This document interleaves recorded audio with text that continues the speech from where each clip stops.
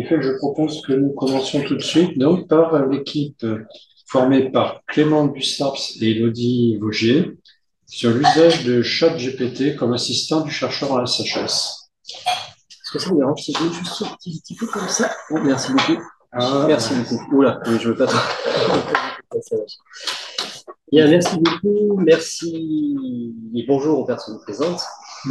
Alors, effectivement, nous, on s'est demandé, c'est vraiment un premier test, on est vraiment dans les balbutiements de cette question-là, mais on a essayé de voir si ChatGPT, cette IA dont on parle énormément, pouvait assister à un travail de recherche.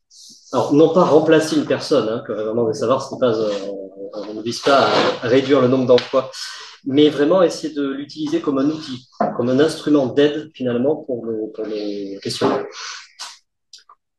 Initialement, quand on a proposé ce papier à ETIC, on voulait tester sur des données. Malheureusement, alors c'est basé sur un programme de recherche dont je vais parler brièvement après, mais malheureusement, on n'a pas encore eu les données. On va les avoir maintenant, en fait, là, vraiment dans une semaine ou deux. Là, on pourra faire des traitements sur les données. Là, on a fait en amont plutôt sur la méthodologie, n'ayant pas de données, donc on a un petit peu décalé, voilà, un petit peu changé notre fusil d'épaule. On se demandait aussi, et ça je pense qu'on le verra plus quand on travaillera justement sur les données, si il y a un effet, vous savez, de la dialectique du maître et de l'esclave un petit peu, c'est-à-dire est-ce qu'on perd en compétences finalement en utilisant des outils comme ça qui font plus ou moins le travail à notre place, entre guillemets, hein, bien sûr. Je pense aussi, alors c'est vrai pour d'autres outils, hein, l'IA en particulier, mais c'est vrai pour des outils du type, je sais pas, quand on utilise Access ou des logiciels de statistiques, etc., où on voit pas ce qui se passe dans la boîte noire.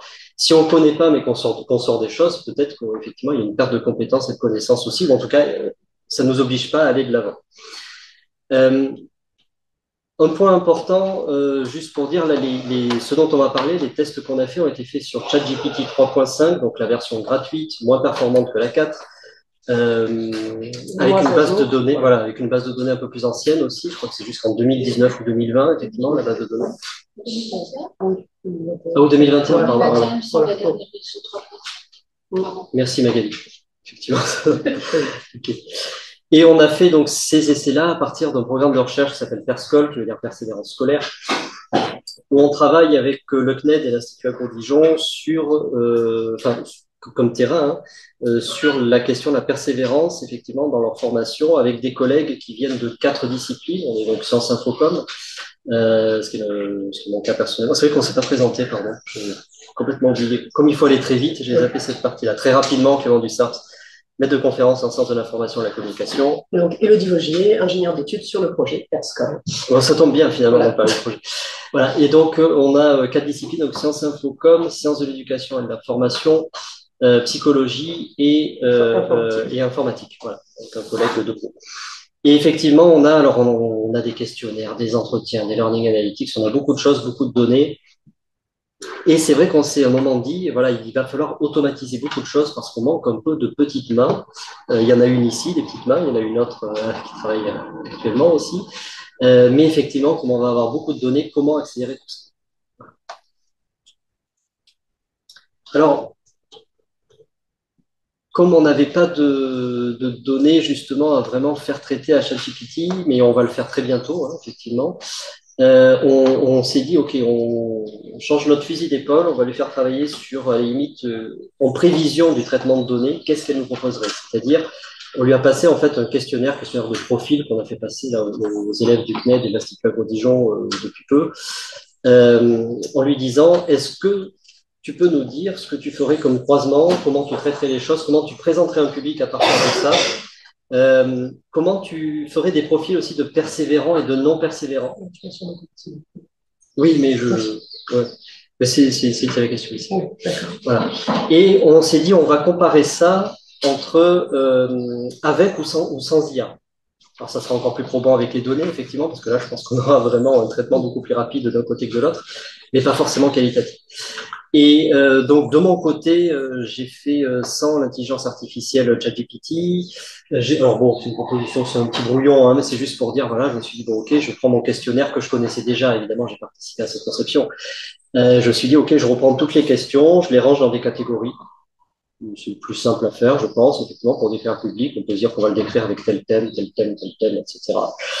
Je regarde aussi pour les persévérants, non persévérants, un peu au feeling, c'est vrai, mais surtout avec des connaissances vraiment antérieures, parce que je connais cette question de la persévérance depuis pas mal d'années maintenant. J'ai proposé voilà sept variables d'un côté et de l'autre qui seraient à regarder en fait en particulier pour déterminer le niveau de persévérance.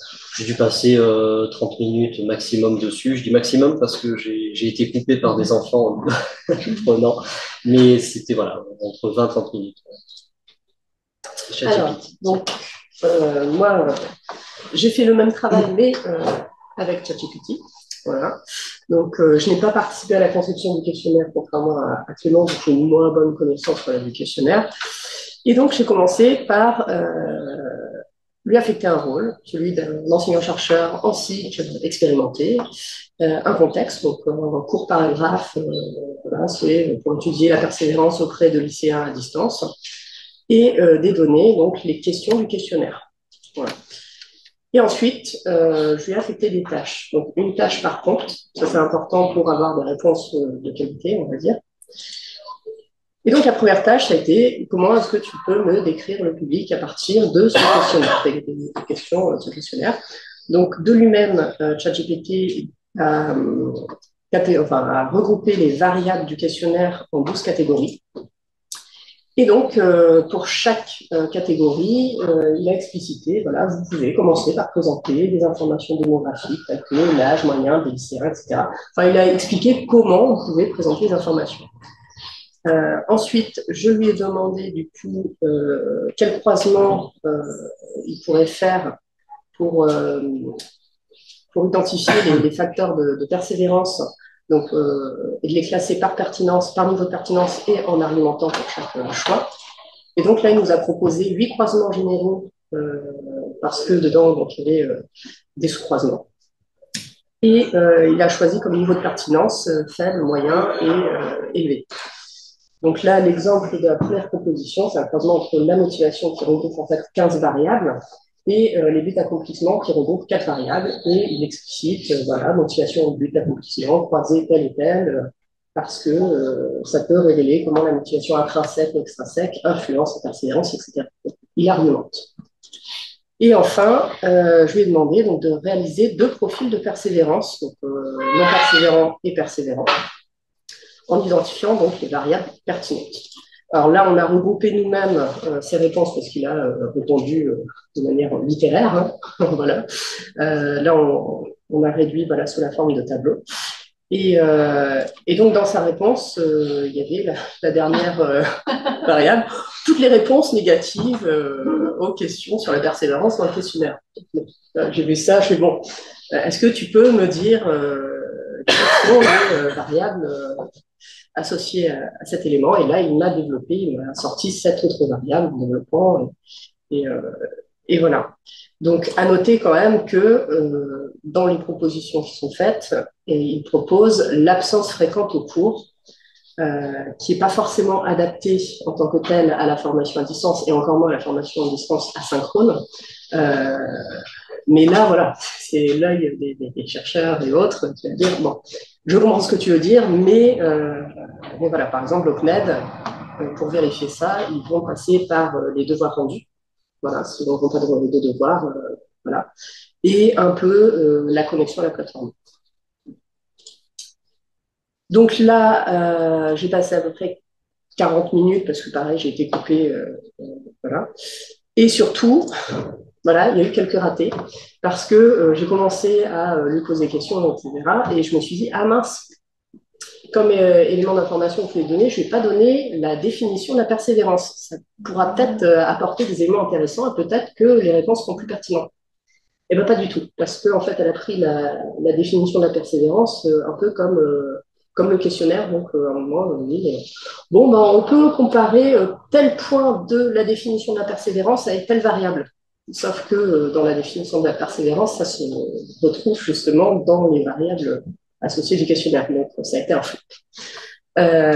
Et ensuite, pour chaque question, je lui ai demandé d'avoir un esprit critique, un retour critique sur ses réponses, en parlant des avantages et des inconvénients. Et par exemple, pour la première tâche qui était d'expliciter le public à partir des questionnaires, comme inconvénient, on m'a dit, mais l'inconvénient, c'est qu'on n'a pas de données. Et oui, et puis on n'a pas de données. On a sorti plein de trucs, mais c'était parce qu'on n'avait pas de données. Mais en même temps, on n'avait pas de données à la base. Donc, c'était voilà. Donc, c'était pas très pertinent ici. C'est à toi. Alors, juste, oui, je vais essayer de faire vite. Je vois le temps défiler. Rappeler simplement les limites. Donc, on n'avait pas de données à analyser. Et là-dessus, on va vraiment y aller. Je pense qu'il y a vraiment des choses intéressantes à voir, en tout cas à tester. Ça ne veut pas dire que ça marchera. Hein. Ça peut être qualitativement très mauvais, mais en tout cas, il y a des choses à tester. Et on a pris uniquement le ChatGPT 3.5. Donc, les résultats, on les a quand même, enfin, moi en tout cas de loin, on les a trouvés assez surprenants quand même, parce qu'elle a été capable de faire un effort de synthèse. ChatGPT, je ne sais pas si vous avez testé, donc c'est une IA conversationnelle, hein, vous lui parlez et elle répond des phrases vraiment. Voilà. Elle est parfois surprenante parce que vous pouvez lui demander 3 fois la même chose et elle vous donnera 3 réponses différentes qui se contredisent parfois. Voilà. Là-dessus, mine de rien, elle a quand même été capable, à partir des données qui lui ont été fournies, parce que c'est ça qui est très important. Quelles données on fournit? Quelles données elle a en base de données? Qu'est-ce qu'elle ressort? Il y a vraiment 3 niveaux de données. Hein. À partir des données qu'on lui a fournies, elle a quand même été capable de, faire de montrer une certaine capacité de synthèse. Elle a regroupé des éléments entre eux. C'est-à-dire qu'elle a lu le questionnaire, elle a repris un peu la trame du questionnaire, mais elle a regroupé certains éléments. Elle a indiqué les variables par numéro de questions, en fait. Du coup, c'était plus facile aussi de retrouver. Oui, c'est vrai. Elle l'organise aussi. Voilà. Et puis, si on lui demande, Elodie l'a vu, effectivement, elle peut argumenter ses choix. Donc, c'est intéressant, c'est même de l'argumentation, effectivement, de choix des fois complètement biaisé. Hein. Des fois, l'argumentation, je ne sais plus l'image en tête, être un exemple encore. Oui, c'était parfois un peu bien. Mais globalement, c'était pas si mal. Oui. Et d'autocritique aussi, si on lui demande. Est-ce que tu peux faire une autocritique sur ton travail? Est-ce que tu peux dire ce qui allait, ce qui n'allait pas dans ta proposition, etc. Elle donnait même des niveaux de faible, moyen, fort, éventuellement. Ouais. Par contre, elle ne comprend pas bien le contexte, hein, ce qui a été dit tout à l'heure sur l'absentéisme en formation à distance au CNED. C'est particulier parce que le CNED n'a pas de session de regroupement, n'a pas de moment. Enfin, la personne se connecte ou non. L'absentéisme, c'est ça, finalement. C'est si elle se connecte ou pas, mais voilà. Et oui, c'est vrai, le nombre de devoirs rendus. Donc, c'était un peu bon. C'est un petit peu biaisé là-dessus. Et donc, voilà, il faut poser dès le départ un contexte très clair, ça c'est important. Avec ChatGPT, en tout cas, je pense globalement avec toutes les IA conversationnelles, à mon avis, il faut être très clair et faire très attention à ce qu'on donne comme données. Et segmenter l'information, effectivement, pour y aller petit à petit, et être sûr qu'elle comprenne bien chaque élément, et faire œuvre de remédiation, parce qu'effectivement, on a parfois besoin de lui dire, non, là, tu m'as dit ça, mais c'est ça que je voulais, c'est orienté comme ça, avec cet angle-là, etc. Alors, bon, c'est éventuellement donc un assistant correct qui permet de gagner du temps sur le traitement de données, on le suppose, c'est une hypothèse en tout cas. Et même, on va dire, de faire ce passage-là, quand on est bien en sens infocom, de passer de la donnée à l'information, c'est-à-dire vraiment essayer de nous traduire des éléments parfois importants, parce qu'on a, je parle d'importance en quantité, on a des fichiers là, pour le CNED, par exemple, qui sont assez conséquents, vraiment, il y a beaucoup de données dedans. Et là-dessus, c'est vrai qu'il y a certes une automatisation qui est en route, etc., mais peut-être que ça nous aidera aussi à comprendre certaines choses qui sont parfois un peu obscures. Et voilà, donc on va continuer là-dessus. Donc, ça ne remplace pas un chercheur. Je pense qu'on a de longues années devant nous quand même de travail. Après, j'espère. Oui, ça pose question. Bon. On en parlera. Mais oui, on en parlera. C'était une conférence de grand public il y a 2 jours d'un chercheur CNRS, directeur de recherche américain. Oui, alors là, est-ce que l'interprétation est encore de notre côté? Enfin bon, c'est tout le. Bon. Mais ceci dit, alors pour aller dans ton sens, hein, je dirais effectivement de nouvelles IA arrivent, dans celle de Microsoft très bientôt là. Les IA qui existent s'améliorent aussi, certaines sont bien, d'autres décevantes, voilà, un petit peu de tout. C'est vrai que ça pose beaucoup de questions. Alors, rapide retour d'expérience, parce que du coup j'ai expérimenté ChatGPT depuis un peu sa sortie et d'autres IA un petit peu pour voir. Donc globalement, franchement, pour moi, si on n'a pas de connaissances sur un sujet, on fera rien. Parce qu'on ne va pas être capable de poser les bonnes questions, de rebondir correctement, et on va prendre pour argent comptant ce qu'il nous raconte. Sauf que ChatGPT, c'est de la probabilité. Voilà. Après tel mot, il est plus probable que je mette tel autre mot par rapport au contexte. Donc, euh, donc voilà. Ensuite, ça nécessite un temps d'apprentissage parce que il faut comprendre un petit peu comment ça fonctionne, comment on pose les questions qu'il faut découper, etc. Donc c'est de la technique et aussi avoir voilà une culture de l'IA pour mieux l'utiliser. Après, un truc intéressant, c'est que je trouve que discuter avec l'IA, ça permet vraiment de développer ses compétences d'explicitation. Parce que quand on lui demande de faire un travail et qu'elle nous répond complètement à côté, on se dit, mais pourquoi elle n'a pas compris? Non, non, t'as pas compris. Là. Et donc, on a vraiment un travail de bien expliquer. Par exemple, à un moment, je sur de la programmation, ben, voilà, moi, j'ai un tableau comme ça, et je voudrais que tel résultat, ça donne un. Ah oui, ben, elle m'a dit, ben, ça égale 1. Ah oui, mais non, je ne veux pas lui affecter 1, je veux que la formule me donne 1. Ensuite, voilà, toutes les IA ne se valent pas, parce que donc j'ai commencé avec ChatGPT 3.5, 3, je ne sais plus. Et à un moment, donc, j'ai lu sur un blog qu'on pouvait utiliser ChatGPT 4 gratuitement en utilisant Bing Conversation. J'ai vite déchanté parce que Bing Conversation, en fait, c'est effectivement à partir de ChatGPT 4, mais Microsoft, en fait, a adapté ChatGPT 4 pour l'usage de moteurs de recherche. Du coup, les réponses sont très courtes.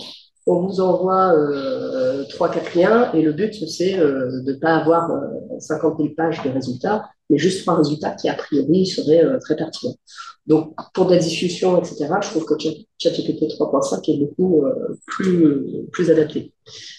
Et donc, j'ai utilisé l'IA pour le code. Par exemple, je me suis formée au logiciel R. Donc là, des fois, on a des erreurs. On prend le code, on l'envoie dans la machine et elle nous détecte pourquoi il y a l'erreur. Souvent, une erreur de mots, etc., qu'on n'arrive pas à percevoir nous-mêmes. Donc, ça fait gagner quand même beaucoup de temps. Également, voilà, je voudrais faire telle ou telle chose. Elle te propose un code. C'est rare que ça fonctionne tout de suite. Il faut l'adapter et faire un peu d'aller-retour. Mais enfin, c'est une bonne aide. Je l'ai également testé pour travailler les langues. Faire une discussion en italien, voilà, pour progresser, pour tester. Et aussi pour le marketing, la communication. Donc, par exemple, dans le projet Perscol, sur le site internet, on a une personne qui parle. Et donc, je lui ai demandé de me produire des phrases de manière automatique. Alors, bien sûr, il fallait que je retouche derrière parce que ce n'était pas d'une grande qualité certaine, mais ça donne plein d'idées et ça permet voilà, de pouvoir générer en grande quantité quelque chose qui serait un peu plus casse-pied. Voilà. Donc, bon, pour le retour d'expérience. Merci. Merci. Bon, on attend de prendre une ou deux questions ou remarques. Ouais, c'est moi. Oui. Alors, première question rapide, selon votre expérience la récente, j'ai compte tenu que c'est un work in progress, mais quelle est la compétence principale qu'a ChatGPT 3.5 pour le coup, ce que vous avez utilisé par rapport à vos demandes? Qu'est-ce qui a été vraiment le plus probant et qu'est-ce que vous avez retenu? Est-ce que tout le monde oui, on peut lui demander beaucoup de choses. Après, quand c'est par exemple, je dois organiser une réunion, de quoi je dois parler, il va sortir, bon, il faut parler de ça. Donc, ça permet de ne pas oublier certaines choses. Et du coup, très rapidement, je vais même poser la question aussi on avait donc des données de la plateforme Moodle. Et la question, c'était qu'est-ce qu'on peut faire avec ces données, comme croisement ou autre. Je lui ai demandé et il m'a sorti un certain nombre de choses. Et après, j'ai retravaillé un peu. Mais globalement, voilà, des choses auxquelles je n'avais pas forcément pensé. Et après, bon, nous, on retravaille, on fait d'autres liens aussi la structure derrière. Oui, c'est l'idée de structure, en fait, que je vois émerger. Oui, structure, ouais. Moi, j'ai souvent été déçu avec cette IA, mais parce que j'avais essayé, par exemple, voir comment elle réécrivait des textes, paraphraser ou synthétiser, faire un résumé de texte, par exemple. Déjà, elle ne respectait pas le nombre de mots que je lui donnais, mais en plus, c'était, enfin, bon, de toute façon, je préfère écrire moi-même. Après, c'est chacun sa patte aussi. Mais effectivement, je voulais voir quand même ce que ça donnait. C'est toi, d'ailleurs, qui m'avais dit de tester, je crois. Et très, très, très décevant. Tu lui demandes combien d'œufs, ce que mangent les œufs au petit déjeuner. ChatGPT va répondre les œufs mangent du pain grillé et du béton au petit déjeuner. C'est ça qui est. Voilà, c'est ChatGPT 3.5. Le problème, c'est que ChatGPT 4 aujourd'hui est capable d'exprimer un ressenti humain sans l'avoir jamais éprouvé. Et on en est là. Hein. C'est Aujourd'hui, fait, on en est là. ça Hein. s'est fait. Ouais. Alors, c'est vrai que c'est très. Alors, moi-même, une chose qui m'a surpris, c'est je lui dis bonjour, je lui dis merci. Moi aussi. Et pourtant, ce n'est qu'une machine. C'est très franco-français. Ah oui, c'est dans les autres pays, les chercheurs ne disent pas bonjour à l'IA, ne disent pas merci à l'IA. Moi aussi, j'ai tendance à dire bonjour à l'IA. Mais apparemment, c'est très français, en fait. Voilà, c'est ça. Ouais, c'est très français. Par contre, moi, la question que je me pose, c'est justement ce côté émotionnel que peut avoir l'IA, parce qu'elle nous pense dans le sens du poil. Hein. Si on lui dit à tout finir, oh oui, j'ai fait une erreur, non, pardon, mais quand je parle etc. d'émotionnel, si je peux prendre 2 secondes pour l'exemple, l'exemple du chercheur qui s'appelle Robert Brandt, le mec, il est impressionnant. Il a commencé à dire, je viens d'avaler une couleuvre. Il y a 5 ans, je disais que l'IA ne pourrait jamais faire ça. Et l'analogie, c'était cette histoire d'amour a terminé comme un robinet ouvert trop fort sur un gros verre large. Ce qui veut dire qu'en fait, l'eau arrive et elle ressort aussi sec. Il a demandé à l'IA d'expliquer ça. ChatGPT 4 a expliqué l'analogie entre l'histoire d'amour, les sentiments amoureux, la force des sentiments amoureux qui s'étiolent comme Pascal d'un trop-plein et qui fuit. Et il était extrêmement flippé, flippé. Alors, je veux dire, il bosse dedans depuis des années, mais moi, ça m'a un petit peu... voilà. Après, effectivement, il y a deux choses aussi qui expliquent cette force chez l'IA, enfin force. C'est l'algorithme qui est utilisé, ça, évidemment, et toutes les données qu'elle prend pour base aussi. Et effectivement, peut-être qu'elle avait cette symbolique-là. Jusqu'à présent, c'est de la statistique 3.5. C'est de la stat, c'est-à-dire c'est pour ça que tu demandes ce que mangent les œufs au petit déjeuner. Il va chercher autour d'œufs, il va voir qu'autour d'œufs, il n'y a forcément pas grillé, effectivement, machin. Donc là, il ne va pas aller chercher le sens. Le problème, c'est que ChatGPT 4 est en train de s'auto-alimenter et est en train de développer une forme d'intelligence émotionnelle. Et ça, les chercheurs sont sur... Pardon, j'allais dire sur le parce que c'était même pas imaginable. C'était pas imaginable. Oui, d'ailleurs, c'est Luc Julia qui tourne toujours beaucoup. C'est un ingénieur français qui est d'origine de Syrie notamment. Enfin, c'était plusieurs dessus, mais voilà. Qui tourne beaucoup, lui, en disant mais non, vous inquiétez pas, l'IA ne sera jamais capable de faire ce que fait ça. Oui, mais c'est ce que disait Robert Brandt. Voilà, et en fait, effectivement, on voit que... des couleuvres grosses comme ça, quoi. Ils se représentent toujours avec des grosses couleuvres en train d'avaler. Après, alors par contre, la 4, peut-être qu'on la prendra pour tester, je pense, complètement de données. Effectivement, c'est tentant. Après, il faut faire très attention au niveau RGPD aussi, parce qu'on a des données, évidemment, il ne faut pas élaguer avant, il faudra vraiment supprimer tout ce qui peut être sensible. Et puis, non, par contre, je m'en suis servi il n'y a pas si longtemps que ça, effectivement, parce que des collègues en psycho n'étaient pas d'accord et me disaient la persévérance, moi je disais c'est un comportement, d'autres disaient c'est une attitude. Je me suis dit, bon, je vais voir la définition des deux, je vais dans le grand dictionnaire de la psychologie que j'ai chez moi, je ressors, machin, etc. Je disais, bon, c'est comportement. Et je demande à ChatGPT, je lui dis, est-ce que tu peux me dire en quoi la persévérance est une attitude et en quoi c'est un comportement? Donc j'ai vraiment vu les deux réponses. J'étais étonné parce que c'était pas mal du tout. Il y a des trucs qui sont bien. Et c'était la 3.5, voilà. Et j'étais étonné parce qu'elle argumentait d'un côté comme de l'autre en disant c'est les deux parce que, voilà. Et c'était cohérent, c'est correct. Alors, bien sûr, correct, pas quand on compare vraiment au grand canon, on va dire, la psychologie, et encore, c'était pas loin. Mais voilà, pour ce genre de choses, c'est un peu un effet Wikipédia, je trouve, pour dégrossir des concepts, parfois, pourquoi pas, avec tous les risques que ça comporte. Wikipédia, on ne sait pas. Voilà. Je vous propose que... Oui, pardon.